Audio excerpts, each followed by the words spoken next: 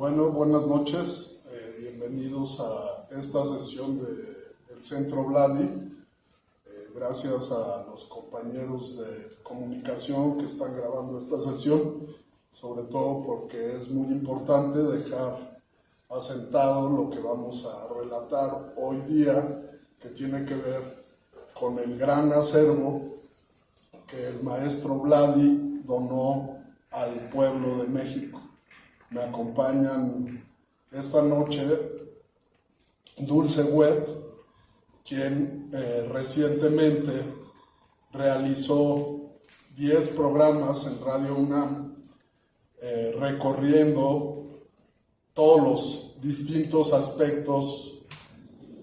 que se pudieron abarcar, obviamente, en 10 programas sobre la pintura,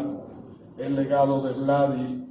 el dibujo, el grabado, sus técnicas, sus propuestas históricas, su vida, su biografía, sus discusiones filosóficas, sus distintas posturas a lo largo de la vida, sus murales, su obra de caballero. También me acompaña Silvia Vázquez Olzona, experta en Vladi, quien ha realizado ya 2 tesis en torno al maestro ruso-mexicano, una de licenciatura y otra de maestría, y quien está realizando su doctorado también, especializándose aún más en esta obra inabarcable. Cabe decir, en torno a la donación que realizó Vladi el 17 de mayo de 2004 en la Biblioteca Lerdo de Tejada, entregando este inmenso legado de más de 4.700 obras a las autoridades del Instituto Nacional de Bellas Artes, entonces presididas por el maestro Saúl Juárez, y a la entonces encargada del Consejo Nacional para la Cultura y las Artes, Sari Bermúdez, con testigos de honor muy importantes como el ingeniero Cuauhtémoc Cárdenas o una serie de artistas e intelectuales amigos del pintor, entre los que destacaba el maestro Aceves Navarro. Y pues esa donación en su conjunto de 4.700 obras, como digo, o más, representa el legado individual de un artista más grande que se haya dado al pueblo de México. Es decir, existen otras colecciones más grandes que artistas o coleccionistas han dado, pero no se trata de obras personales que en su conjunto alcancen este número, sino, por ejemplo, las colecciones de arte prehispánico que Diego Rivera donó al Museo Anahuacalli, que conforman más de 67,000 piezas de arte precolombino, o las colecciones de máscaras y objetos rituales de los pueblos de México que donó Rafael Coronel al museo que lleva su nombre en Zacatecas. Pero sí es la más exhaustiva y grande colección de piezas, porque por un lado Vladi era un hombre muy prolífico, pero por el otro, porque dentro de todo lo que fue su biografía, él tuvo una posición de ir reteniendo su obra, porque esto le permitió tener una especie de lugar de permanencia,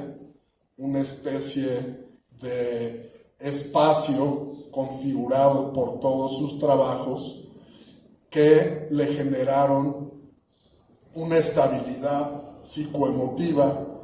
ante una vida tan llena de persecuciones y de conflictos como la que tuvo a lo largo de su infancia y adolescencia, hasta llegar a México, a donde, a pesar de haber encontrado el asilo político, su padre y su propia persona tras la persecución de Stalin, tras haber estado en campos de concentración o en el Gulag, muy cerca de Rusia, de Siberia, en la ya entonces Unión Soviética, pues Vladdy buscó esa estabilidad en la obra misma y además le permitió darle un seguimiento a sus procesos creativos, a sus ideas, a las transformaciones propias de todo ser humano, de tal suerte que encontramos en la obra que retuvo dibujos desde la temprana infancia, desde que empezó a configurar artísticamente piezas, todavía viviendo en San Petersburgo, antes de tener que salir de la cercanía de su madre y tras haber sido mandados al Gulag, como les decía, y pues encontramos piezas que ya hablan de su encuentro con las primeras obras maestras que pudo ver en el Hermitage, a donde solía acudir a realizar sus primeros ejercicios y sobre todo a empezar a ver y nutrir su mirada con los grandes maestros que aloja este inconmensurable museo, uno de los más importantes del mundo, que fue en realidad su primer gran maestro de arte. Entonces, Vladdy fue cargando con ese atado de papeles, cuadernos, pequeñas telas hacia Oremburgo, y después, cuando viene una carta masiva de intelectuales europeos pidiendo que Víctor Serge, su padre, sea liberado y se le permita la salida de Rusia, entonces el pequeño siguió cargando con todo lo que pudo de aquellas obras iniciales y fue también dejando registro en más cuadernos, dibujos y telas de su paso por los distintos museos, ciudades, tertulias, reuniones políticas de su padre y encuentros literarios a los que también él solía acompañarlo por los distintos lugares que atravesaron en Europa. Básicamente en donde encontraron mayor tiempo y estabilidad fue en París, pero muy pronto se dio también la invasión nazi y surge una nueva persecución,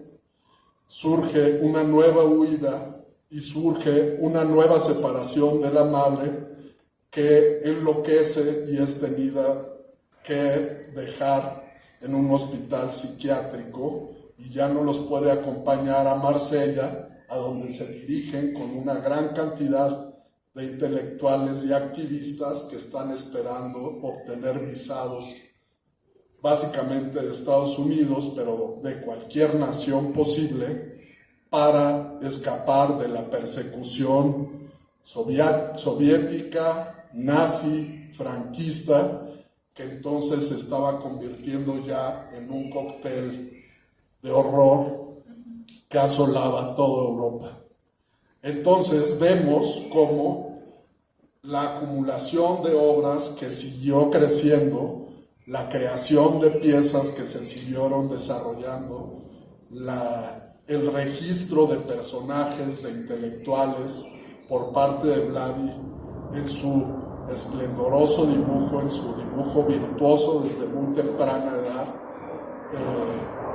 va dejando una especie de diario artístico, creativo, intelectual, va dejando sus ideas y va dejando su evolución en torno a la línea, el color, la composición, la confrontación con los clásicos del Renacimiento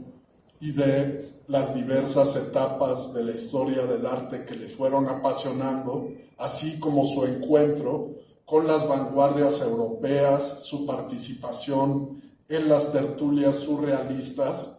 que fue en los círculos con los que más convivió, no solamente en París, sino precisamente también en el puerto de Marsella, a donde gran parte de la tertulia surrealista se reunió para escapar de Europa. Entonces, podemos ver también luego el registro de su cruce de continente a continente en barco. Hay muchos dibujos también de los diversos intelectuales que viajaban en ese barco, como Wilfredo Lam, el más grande de los artistas cubanos, o reconocido como el más grande pintor cubano, quien también había formado parte de la tertulia surrealista. Lévi-Strauss, el más importante de los antropólogos modernos, el padre de la antropología moderna, y por supuesto André Breton y su familia, el líder del surrealismo, con quienes su padre tenía acaloradas pláticas, intercambios de ideas, lecturas de poesía, en la cubierta y en los distintos camarotes de ese transatlántico que marcaría para siempre la vida de Vladi, pues lo traería al continente americano y le permitiría en cierto momento llegar a México. Esta travesía, este periplo de Vladi, nunca le impidió, a pesar de las dificultades, de la persecución, de la incertidumbre, de los problemas para obtener papeles, porque a diferencia, por ejemplo, de los surrealistas y de la vanguardia intelectual europea, que obtuvieron muchos de ellos sus papeles para entrar a los Estados Unidos y convertir a esa nación en el nuevo polo de la intelectualidad mundial, trasladándolo de París a Nueva York en la posguerra. Victor Serge no fue bien recibido por las autoridades norteamericanas y los comités de ayuda para los intelectuales europeos no pudieron hacer nada por gestionar sus visas, tratándose de un revolucionario irredento que no pensaba ceder a sus ideas políticas en aras de tener tranquilidad para escribir novelas. Víctor Serge siempre continuó en el ámbito de la discusión intelectual en torno a la conformación de una verdadera revolución. Siempre permaneció en una discusión absoluta con el régimen de Stalin. Siempre se ve en todos sus escritos e inclusive en su obra literaria, mantuvo una integridad como activista y revolucionario que lo hacen ser uno de los símbolos más interesantes de la probidad intelectual de izquierda que tuvo el siglo XX, desde sus posiciones anarquistas hasta su transformación en un socialista al incorporarse al Comité Central de la Revolución Rusa. Vladi, en cambio, tenía un sentimiento ambiguo en el cual era afín a las ideas de su padre. Sin embargo, tenía también una distancia y una discusión interna por las situaciones de verdadero terror y de persecución que vivió a causa de estas actividades políticas. Además de que veía con ojos muy críticos el proceso de las revoluciones a lo largo y ancho del mundo, como en un primer momento los líderes tenían una serie de ideales que se iban torciendo,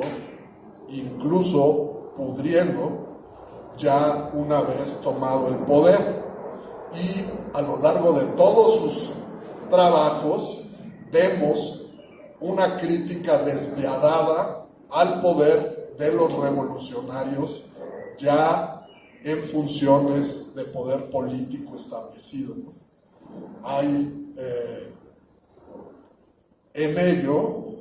pues una manera de también alejarse y de él crear, como decía yo en un inicio, desde su infancia, una nacionalidad utópica en el espacio o el país del arte, en ese universo en el que no importan las nacionalidades, sino las pinceladas, los cuadros, la materia, el dibujo, a donde él se sentía mucho más afín, mucho más propio de ese universo. Eso le hacía muy difícil a Vladi desprenderse de su propia obra. Nunca fue un artista que persiguió pues estar vendiendo, a pesar de que muchas veces lo necesitó, obviamente. No es contradictorio decir que además de eso fue a través de la generación de una galería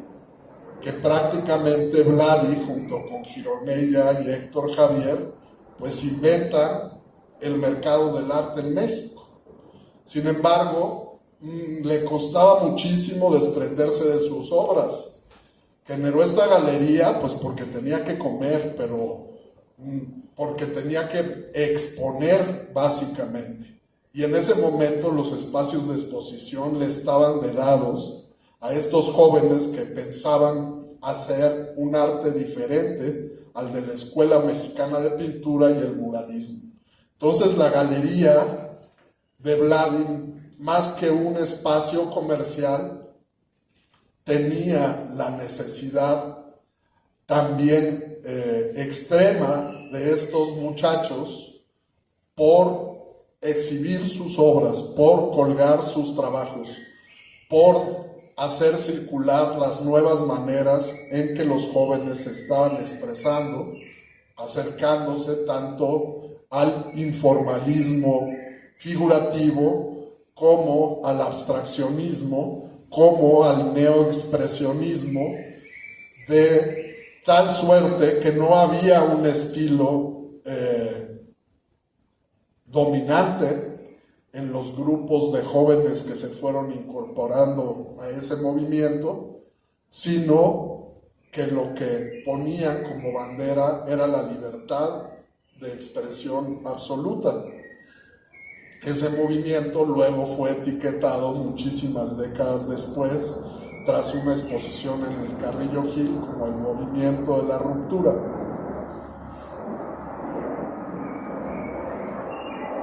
Esto todo fue únicamente para explicar cómo es que un hombre logra conservar no solamente 4.700 obras, sino otras más que quedan fuera de la donación que hace al Instituto Nacional de Bellas Artes, y también sin explicar que dentro de esas 4.700 obras hay casi 400 cuadernos que en su conjunto contienen más de 10.000 obras adentro de esos cuadernos. Por lo tanto, estamos hablando ya de un legado inmenso si no tomamos los cuadernos como están en los catálogos de las instituciones como una sola obra individual, sino que cada cuaderno contiene cientos de acuarelas, washes, dibujos, pasteles, tintas, trabajos al carbón, al lápiz y a veces también incluso al óleo. Entonces, estas libretas que también contienen collage y otras técnicas que no he mencionado aquí o enumerado aquí, pues conforman en sí misma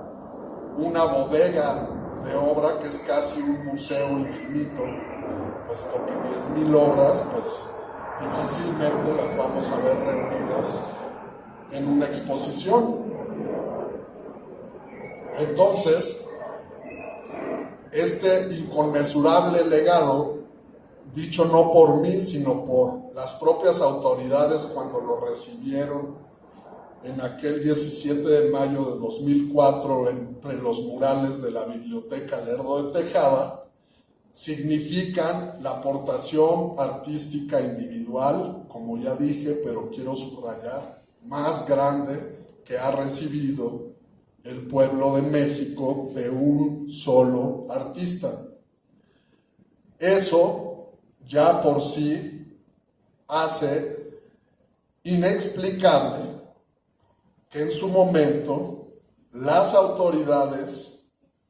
del Consejo Nacional para la Cultura y las Artes y el Instituto Nacional de Bellas Artes no hayan recogido este legado de manos o de casa de Vladi en el momento en que fallecieron él y su esposa, como estipulaba el documento de donación pública que se realizó en ese acto. Ese documento expresaba que todo esto pasaba a ser en forma automática e inmodificable parte de la propiedad de la nación mexicana y del pueblo de México una vez que fallecieran Vladi y su mujer, o su mujer y Vladi, según se diera el orden de los sucesos, y que en el transcurso de que se diera la muerte de ellos, se realizaría como un reconocimiento a la trayectoria y a este legado, una inmensa retrospectiva del pintor ruso en el Palacio de Bellas Artes en el año 2006. Ya con fecha y todo se expresó en el acto de donación. Desgraciadamente, Vladi se adelantó y murió en el año 2005. Pero me voy a regresar unos cuantos años, al año 2001, cuando invité a Vladi a hacer una exposición de grabados en el Instituto de Artes Gráficas de Oaxaca, fundado por el maestro Francisco Toledo en 1988. Esa exposición, que se llevó a cabo en el año 2002, pues bueno, fue muy emotiva por tratarse del encuentro de dos personalidades del tamaño de Toledo y de Vladi. Pero además, en esta exposición, el maestro Toledo venía regresando de vivir un año de los Estados Unidos y llegó casi un día antes para la exposición de Vladi. Por esos días, 5 días después de la inauguración de Vladi, se iba a dar en Oaxaca la primer manifestación que habíamos organizado contra la instalación de un restaurante McDonald's en la plaza central o Zócalo de Oaxaca. Y Vladi decidió quedarse a dicha manifestación. Así que hubo la oportunidad de que durante una semana estuviéramos platicando el maestro Toledo y quien esto habla con Vladi a diario, por lo menos en la comida, en la cena y en una serie de visitas a las incontables instituciones e iniciativas que el maestro Toledo construyó en la ciudad de Oaxaca y sus alrededores. En esas pláticas, Vladi fue muy claro en decirnos que el conjunto de grabados que había expuesto o que había colgado en esa exposición, más otro tanto que conformaban su producción de grabados completa que tenía a la mano, una copia de cada una de las piezas que tenía en su colección, se la iba a dejar al Yago, pero a través del Instituto Nacional de Bellas Artes, para dar el primer paso de donación de todo su acervo artístico a partir de ese momento, y que regresando a la Ciudad de México iba a dar un segundo paso haciendo una donación similar de una copia de cada uno de los grabados que tuviera a su mano al Museo Nacional de la Estampa.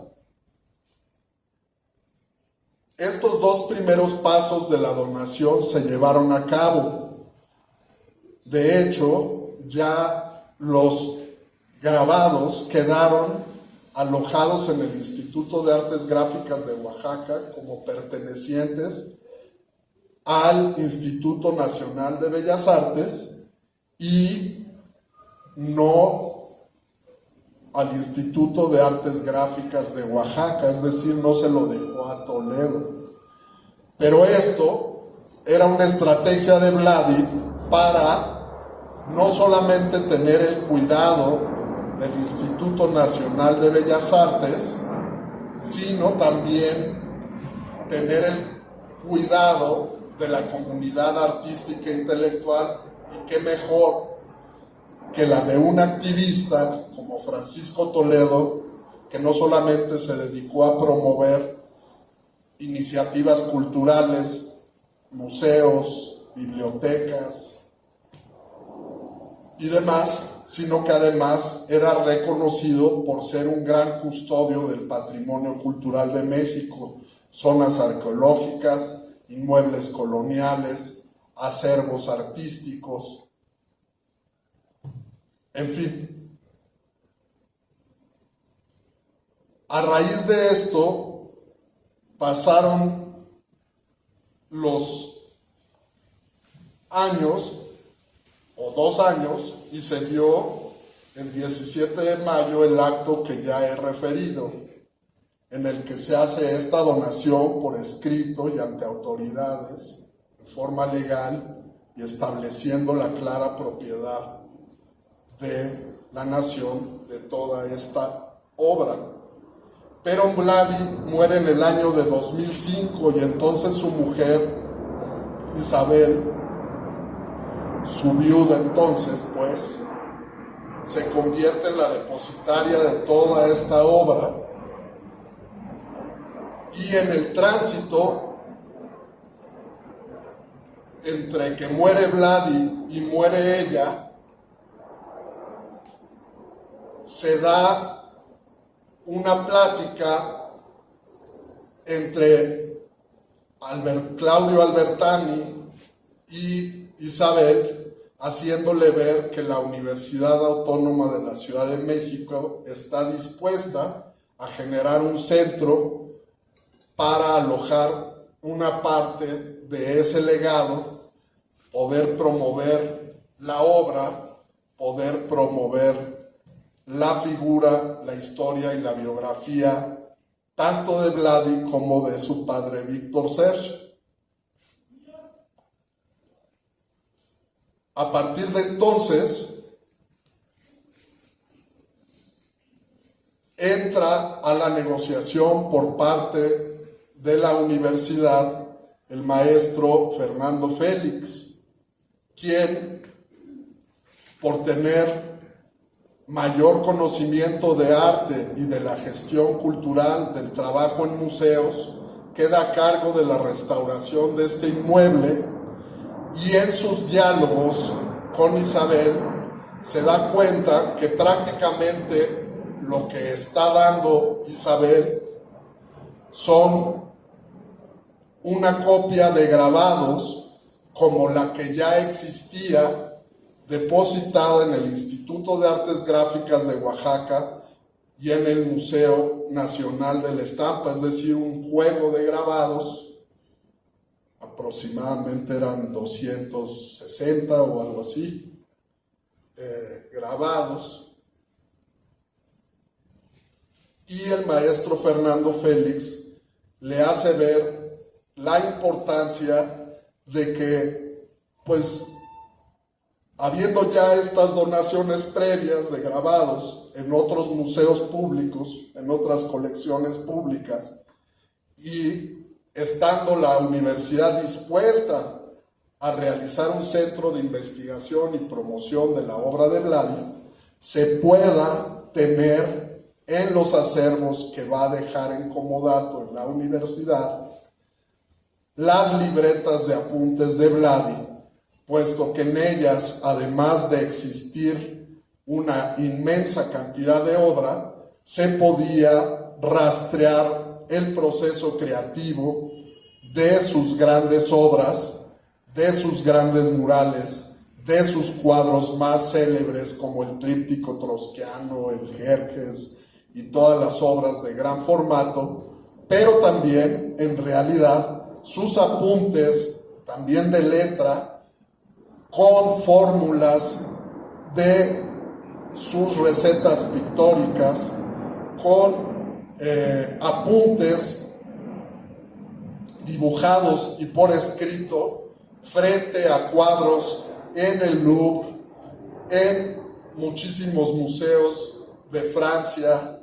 Italia, Alemania, que fue recorriendo Vladi en distintos viajes a Europa a lo largo de su vida, España, así como también todos los apuntes y cosas que realizaba cuando asistía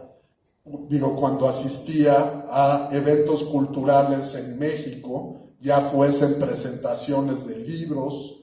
ya fuesen visitas a exposiciones, ya fuesen conciertos, espectáculos de danza, en fin, y de tal modo que podíamos nutrirnos a través de ese gran cuerpo de cuadernos de la verdadera vida intelectual de Vladi, de sus intereses, sus pasiones, sus fobias, sus discusiones, sus cambios bruscos, gigantes a veces, en el plano artístico, ideológico, filosófico. Vladi era muy capaz de adorar a un escritor y hacerlo pedazos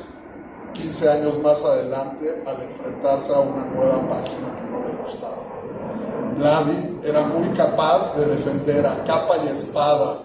el arte abstracto y ser demoledor con los artistas abstractos 10 o 15 años después. Vladi siempre fue polémico,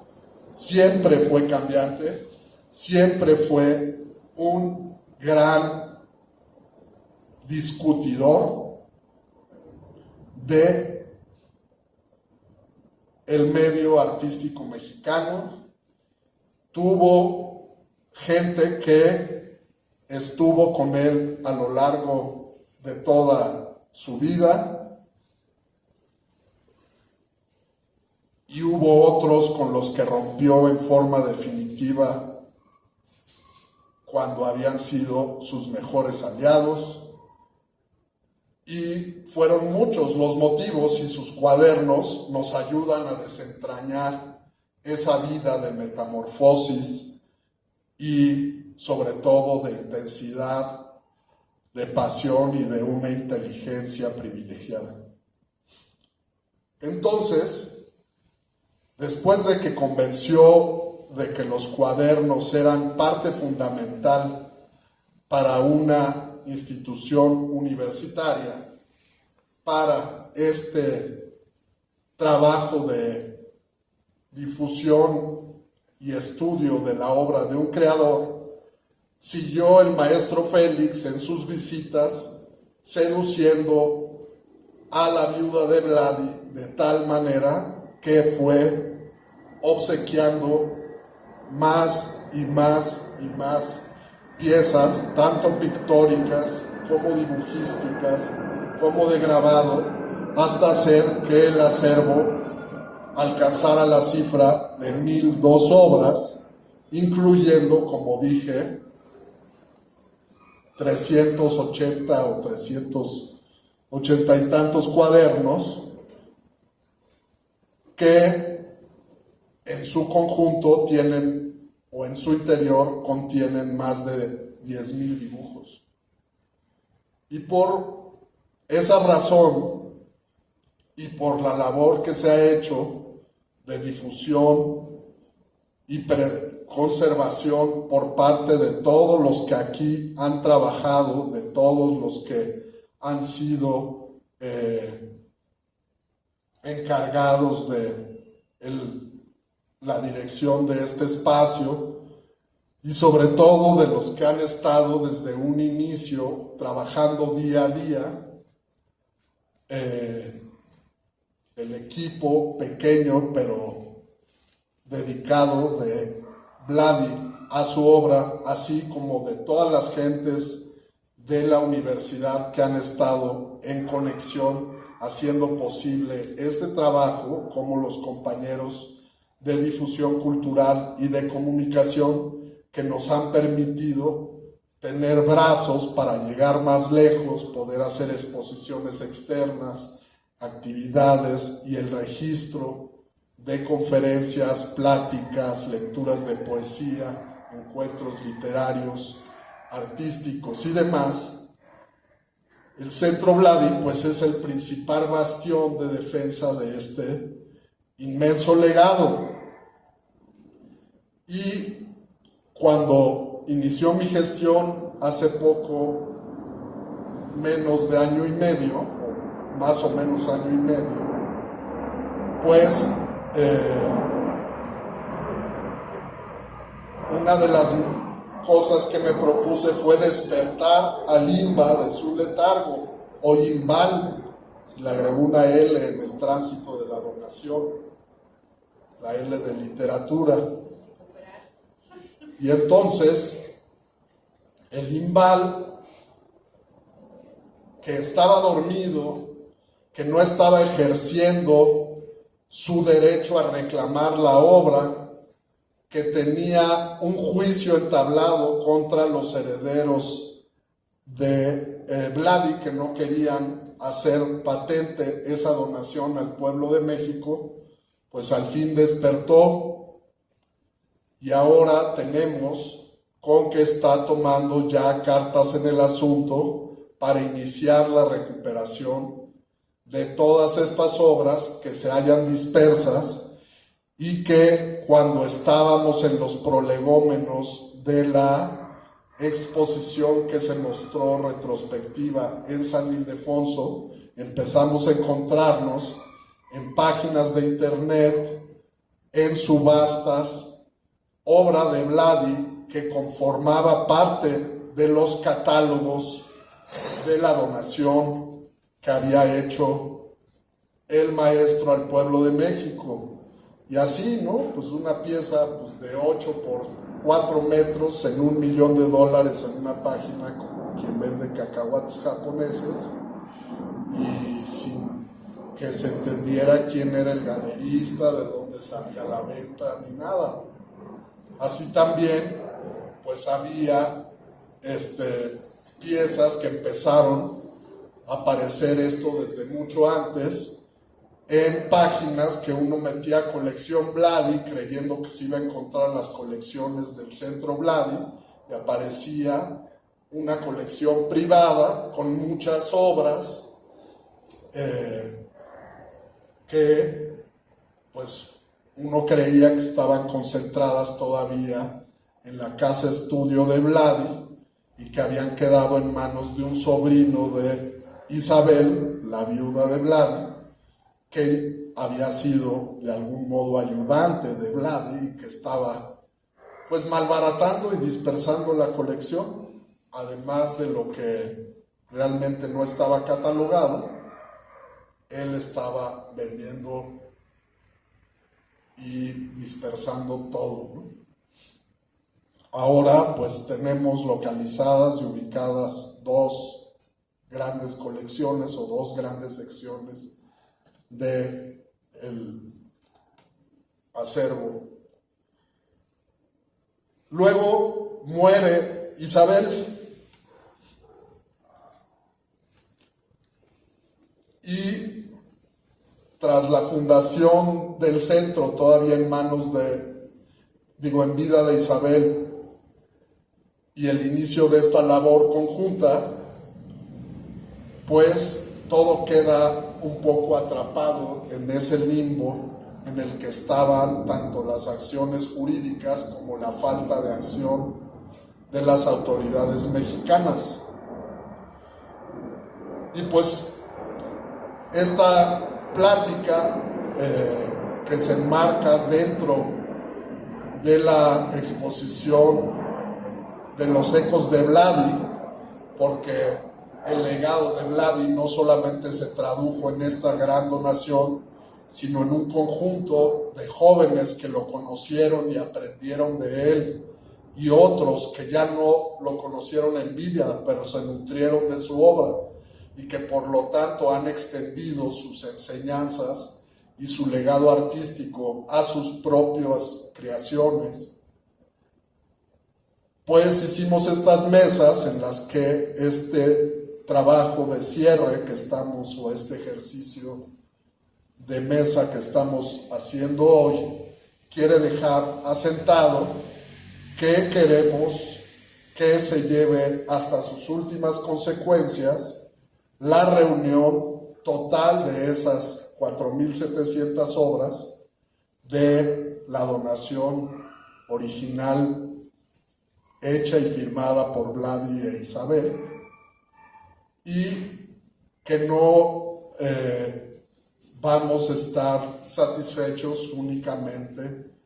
con la recuperación de una parte, porque fue un gran esfuerzo, un esfuerzo yo diría sobrehumano, el que realizó este personaje desde su tierna infancia por proteger las creaciones que iba elaborando desde niño, acumularlas, conservarlas, protegerlas no solamente de la persecución política y de las atrocidades de las guerras, sino también de la humedad, del viento, de que se arrugaran, de que se apolillaran, de que se deterioraran, a pesar de haber atravesado océanos, de haber estado en situaciones pues francamente lamentables, con una miseria absoluta en la que pasaban días y tenían que rebanar una papa para comer textualmente 5 días, una rebanada cada quien entre Víctor Serge y Vladi. ¿Cómo es posible que un chamaco en esas condiciones atroces de miseria tuviese la capacidad, la inteligencia y la intuición para lograr la conservación de todos esos dibujos y piezas que fue acumulando, y que un resumen pudimos encontrar en la retrospectiva del ex colegio de San Ildefonso, que terminó apenas hace un par de meses y que además estuvo 9 meses en la exposición,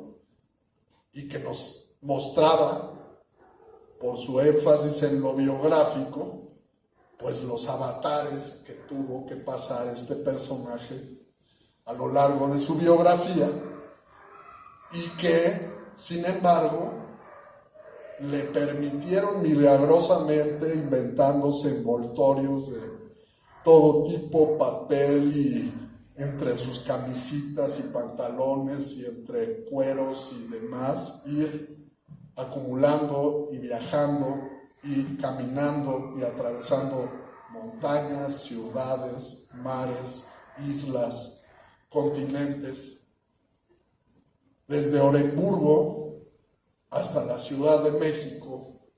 pasando por República Dominicana, Cuba, Bélgica, Francia, Italia, en fin, Suiza, creo. ¿No? Suiza, ¿no? En fin. Pero todo ese trajinar, los Países Bajos, sí, ¿no? Sí, o sea, ahí sí, porque estaba muy interesado en Treasure. Entonces, pues esta hazaña de Vladi y de llegar justo un año antes de su muerte, así como parece como de película, ¿no? Después de atravesar toda la historia, de fundar el movimiento de ruptura y luego de encabezar con sus murales realmente el renacimiento del muralismo mexicano, refrescándolo absolutamente en el plano estético, artístico, después de su anquilosamiento y decadencia en las últimas fases del mismo. Después de tantas y tantas aventuras, imagínense cuando llega a México, pues no llega a la seguridad, llega a la incertidumbre. El líder al que venían siguiendo de algún modo, que era Trotsky, acababa de ser asesinado. Entonces, podían asesinar a Víctor Serge en cualquier momento. Y de hecho, Vladi durante muchos años, quizás hasta el final de su vida, creyó firmemente que su padre había sido envenenado y que no murió de un ataque cardíaco en el taxi, como es la versión de la autopsia y la versión pues que tenemos, ¿no? Él siempre creyó firmemente que los estalinistas lo habían envenenado. Entonces, pues tampoco llegó a México pues a tirarse a la hamaca y estar muy tranquilo, ¿no? O sea, entonces eso hace como que, pues, les digo, o sea, parece una película que logró la supervivencia no solamente del personaje, sino de ese paquete de casi 5,000 obras para entregárselo a estas autoridades y decirles, ahí está. Y estas autoridades se quedaran en la babia, ¿no? Y no hicieran nada por hacer efectiva o por dejar como un pendiente al que hay que darle seguimiento, administración tras administración, funcionario tras funcionario, hasta que se diera el desenlace trágico de la muerte de Isabel. Sí se hizo la retrospectiva en Bellas Artes como estaba estipulado desde ese día de la donación. ¿Por qué no se le dio seguimiento a ir a recoger la obra a Cuernavaca? ¿Por qué no se le dio seguimiento si ya estaba catalogado, si sí mandaron un grupo grande de muchachos, investigadores, restauradores del Cencropan a hacer la catalogación y se generó ese catálogo de esas miles de obras? Ahí lo tienen en sus archivos y escritorios. ¿Por qué no se le dio seguimiento si aquí al Centro Vladi vinieron 2 veces a lo largo del funcionamiento de este centro que lleva 15 años a revisar que coincidieran con esa catalogación las piezas que teníamos bajo nuestra custodia. Entonces, pues, por un lado tenemos la historia de una aventura prodigiosa en la creación artística mundial, y por otro lado tenemos la historia de la infamia que se vierte sobre la burocracia cultural mexicana como una losa que afortunadamente estamos ahorita logrando que se mueva, que se despierte, que se active y que empiece a tomar cartas en el asunto de forma, creo yo, muy acertada, y esperamos y estamos dispuestos a apoyar en absolutamente todo, y estamos trabajando día a día con la gente del INBA, del CENCROPAM, de esta gestión, para generar los instrumentos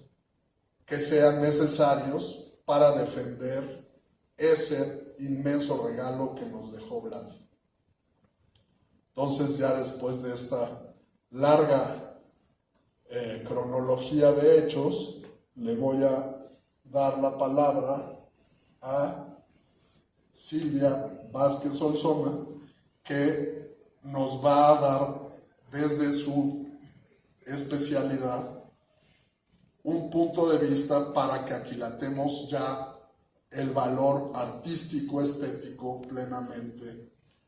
de este creador para la historia del arte universal y mexicano en particular. Gracias.